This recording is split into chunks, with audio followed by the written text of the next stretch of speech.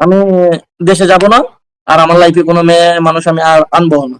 আর সংসার করা, ঘর বাঁধার কোনো স্বপ্ন হয় আমার জীবনে একটাই বিয়ে ছিল, আমি একটাই বিয়ে করছি। যদি বাঁচি সারা জীবন ওর স্বপ্ন নিয়েই বাঁচবো। আমি সৌদি আরব থেকে বলতেছি। 2023 সালে আমি সৌদি আরবে আসি। আমি ভালো একটা কোম্পানিতে জব করি। আমার ফুল ফ্যামিলি আমি নিজে চালাই, এবং আমার ইনকামের টাকা এরা চলে। আমার 3টা বোন, আমি একা। 2023-এ আমি একটা অনলাইনে একটা মেয়ের সাথে পরিচয় হয়। মানে ও আমাকে মেসেজ দেয়, আমি ওকে মেসেজ দিই এখান থেকে। দেওয়ার পরে আমরা টুকটাক কথা হইতো ফ্রেন্ড হিসাবে। কথা হওয়ার পরে ও আমার সাথে প্রায় 2-3 মাস ফ্রেন্ড হিসাবে কথা বলছে। তারপরে আস্তে আস্তে ভালো লাগার থেকে ভালোবাসা, ওকে আমি প্রপোজ করি। ও অ্যাকসেপ্ট করে। ওর সাথে আমি কন্টিনিউ কথা বলতাম। এমনি এমনি চলে যায় 6 মাস, 7 মাস, 1 বছর। মানে আমরা ফুল রিলেশনশিপে আছি।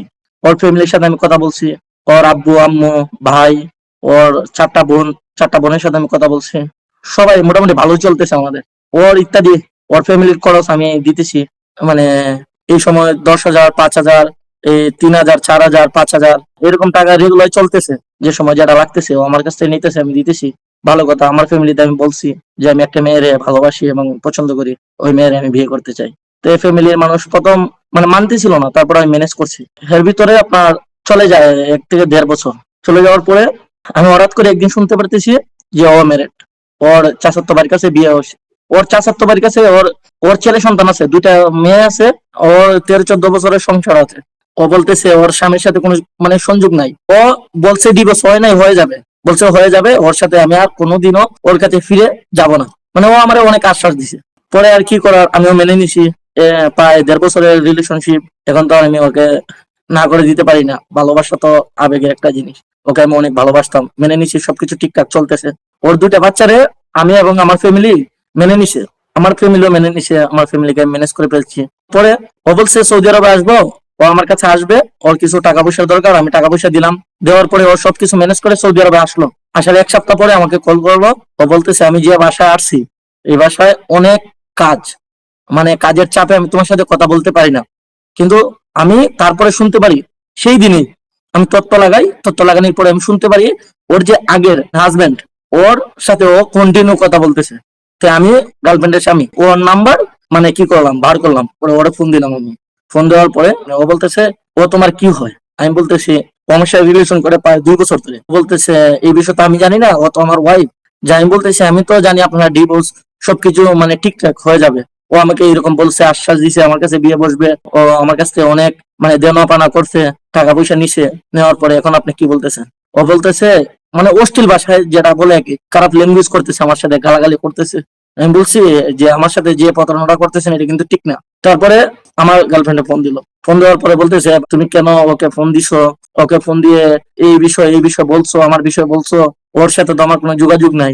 তুমি কারো কথা ভরসা মানে বিশ্বাস করবে না, এবং ভরসা করবে না, শুধু আমাকে ভরসা করবা যে আমি তোমার পাশে আছি।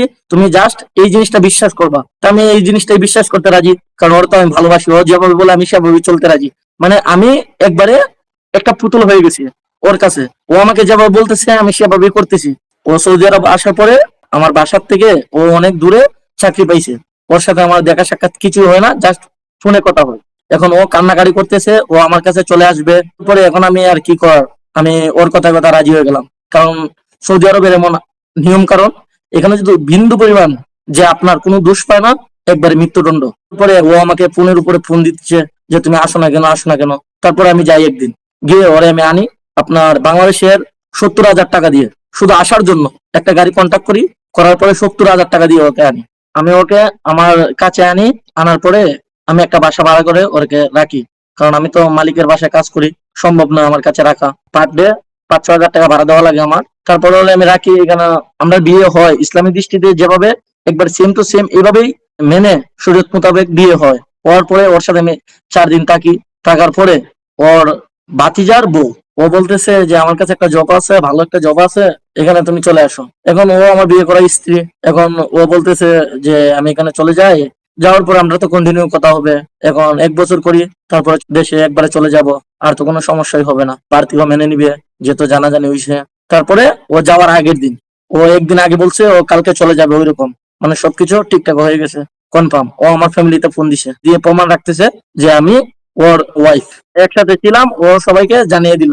আমার তো সমস্যা নাই, আমি সবাইকে বলে দিয়েছি, সবাই মেনে নিছে। তাই আমি অনেক টাকা এখানে দেনা পাওনা হয়ে যাই, কারণ 70,000 টাকা গাড়ি ভাড়া, তারপরে আপনার খাওয়া টাকা ইত্যাদি সবকিছু নিয়ে অনেক টাকা, প্রায় 1-1.5 লক্ষ টাকার মতন দেনা হয়ে যায় এখানে। ও বলছে আমি দিয়ে দিব, সমস্যা নাই, আমরা জব করার পরে যে বেতন আসবে, স্যালারি আসবে, 1 মাসের স্যালারি দিয়ে দিব, সমস্যা নাই, তুমি এইগুলা ম্যানেজ করো, আমি যাই। ও চলে যাবে, সবকিছু ঠিকঠাক, ঠিক আছে। ওকে আমি রাত্রে 2টার দিকে গাড়িতে তুলে দিয়ে দিলাম, ও চলে গেল। চলে যাওয়ার পরে মানে 3 দিন কথা বলে নাই। আমি টেনশন, ও কোথায় গেছে, কি করতেছে, ওইগুলা মানে আমি সবসময় টেনশনে থাকতাম। থাকার পরে ওর আম্মুর একদিন আমি ফোন দিছি, ওর আম্মু আমাকে সবকিছু বলতো যে ও ভালো আছে, আমার কথা তুমি বুঝলো না, বললে আমার সাথে ও রাগারাগি করবে, কথা বলবে না, ওইরকম। ওইখানে যাওয়ার পরে আবার আমার সাথে বাহানা দিতেছে যে আমি কাজের চাপ বেশি, কথা বলতে পারি না, আমার সাথে সময় দেয় না, সময় কার কাছে দেয় আমি জানি না। এইরকম করতে করতে 3 মাস, 3 মাস গেল। 3 মাস যাওয়ার পরে ও আমার বলতেছে যে আমার টাকা লাগবে। তাই আমার দেশে টাকা দিয়ে ওকে আমি আবার 15,000 10,000 করে দিতাম, ওইরকম। মানে যে সময় বলতো, কম হইলেও দিতাম, বেশি হইলেও দিতাম, এরকম দিতাম আমি কন্টিনিউ। তখন ওর একটা ছোট ভাই আছে, ওর ভাইকে ও সৌদি আরবে আনছে, ও কাজ দিতে পারে না। 2 সপ্তাহ পরে আমারে ও বলতেছে আমার ভাইকে আমি বিদেশে আনছিলাম, এখন ও তো কোনো কাজ কাম নাই, এখন কি করবে, তুমি একটা ম্যানেজ যদি করে দাও তাহলে ভালো হয়, বাড়ি ফ্যামিলিতে তোমাকেও মেনে নিবে, আমাকে মেনে নিবে। ও আমাকে মানে ম্যানেজ করতে চাইতেছে, আমি ওর উপরে রাগ, ও আমাকে ম্যানেজ করতেছে, বাবু শোনা বলে ও আমাকে বলতেছে। তাই আমি বলি ঠিক আছে, একজনের কাজ পায় না, আমি কাজ ম্যানেজ করে দিই, সব ঠিকঠাক। ওর ভাইকে আমি চাকরি ম্যানেজ করে দিলাম, চাকরি ঠিকঠাক, ওর সাথে আমার কথা ঠিকঠাক চলতেছে, আমার ওয়াইফের সাথে প্রায় 1-1.5 মাস এইরকম চলার পরে ও আমাকে বলতেছে আমার অনেক টাকা পয়সা দরকার, তুমি আমাকে বলছিলা টাকা দিবা, এখন টাকা দিতেছো না, আমি ফ্যামিলি কিভাবে চালাইবো। ও আমার সাথে যত সময় কথা বলতো, শুধু টাকা ছাড়া কোনো মাপ নাই। মানে ওর একটা না একটা সমস্যা থাকবেই, মানে ওর টাকা লাগবে, ও শুধু টাকার ভালোবাসা মানে না। ওর কথাবার্তা আমি বুঝে গেছি, বর্তমান পরিস্থিতি ও আমার সাথে কথা বলে না, শুধু জাস্ট একটু যোগাযোগ রাখে, মেসেঞ্জারে একটু মেসেজ করে, এটাই স্বাভাবিক। মানে ও যদি কোনো বিপদে পড়ে, যার জন্য ও শুধু একটু কন্টাক্ট রাখতেছে আমার সাথে, এটাই, এমনি কোনো কথাবার্তা হয় না। ও শুধু আসে, আইসা আমার শোনায় যে আমি টাকার অনেক চাপে আছি, মানে ভয়েস করে মেসেজ করে, শুধু আমার কষ্টটা আমি বুঝতেছি, কিন্তু ও আমার কষ্টটা বুঝতে রাজি না, শুধু ওর কষ্টটা ওই বুঝতেছে। এখন বর্তমানে ওর সব দোষ আমার দিতেছে, আমি যে ওরে ভালোবাসছি এটা আমার অপরাধ, আমি কেন বিবাহিত মেয়েরে ভালোবাসছি এটাই আমার 1 নম্বর অপরাধ। ও আমার ফ্যামিলির কাছে আমাকে ছোট বানাইছে, সমাজের কাছে ছোট বানাইছে, আমার টাকা পয়সা অর্থ সবকিছু নষ্ট করছে। আমি যে ওকে ভালোবাসছিলাম এটাই আমার অপরাধ, এই কারণে আমার সবকিছু মানে শেষ। ওর জন্য এখন আমি মানে আমার ফ্যামিলিতে কথা বলতে পারতেছি না, মানে যে জায়গায় যোগাযোগ করার চেষ্টা করি সেই জায়গায় মানে আমি লজ্জিত, শুধু ওকে নিয়ে। সবাই আমাকে টল করে যে বিয়ে করছিলা, এখন তোমার ওয়াইফ কোথায়, হ্যাঁ তোমাকে রেখে চলে গেছে, এইরকম। তারপরে ওর আম্মুকে আমি ফোন দিই, 5-6 দিন আগে আমি ওর আম্মুকে ফোন দিই, ওর ভাইকে ফোন দিই, ওর বোনের ফোন দিই, কেউ ফোন উঠাচ্ছে না। ওর পরিবারের এখন কেউ আমার সাথে মানে কন্ট্যাক্ট করতেছে না, যোগাযোগ করতেছে না। আমি ফোন দিচ্ছি, কল হচ্ছে, কিন্তু এরা ফোন উঠাচ্ছে না। কারণ আমরা ছেলেরা আসলে একটা সিঁড়ির মতন, যে আমরাকে দিয়ে একতলা 2তলা আমাদের উঠবে, একটু উপরে উঠবে, তারপরে ছেড়ে দিবে, তারপরে অন্যজনকে ধরবে।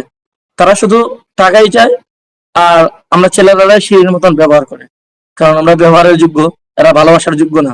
এভাবেই আমি ব্যবহার হইছি একটা মানুষের কাছে, কারণ ওরা শুধু টাকা চিনে, ভালোবাসা চিনে না। আপনার দিয়ে এরা সামান্য উপরে উঠবে, তারপর আপনার ছেড়ে দিবে, আপনাকে চিনবে না। এরা শুধু পরিজনে প্রিয়জন হবে, এরা পরিজন শেষ, প্রিয়জনকে এরা চিনবে না। আমি দেশে যাব না, আর আমার লাইফে কোনো মেয়ে মানুষ আমি আর আনবো না। আর সংসার করা, ঘর বাঁধার কোনো স্বপ্ন হয়, আমার জীবনে একটাই বিয়ে ছিল, আমি একটাই বিয়ে করছি, যদি বাঁচি সারা জীবন ওর স্বপ্ন নিয়েই বাঁচবো, কিন্তু নেক্সট টাইমে কোনো মেয়ে আমার লাইফে আনবো না। আমি চাইতেছি ভালোবাসার থেকে বিরত থাকাই সবচেয়ে বেটার। আল্লাহ হাফেজ, ভালো থাকবেন সবাই।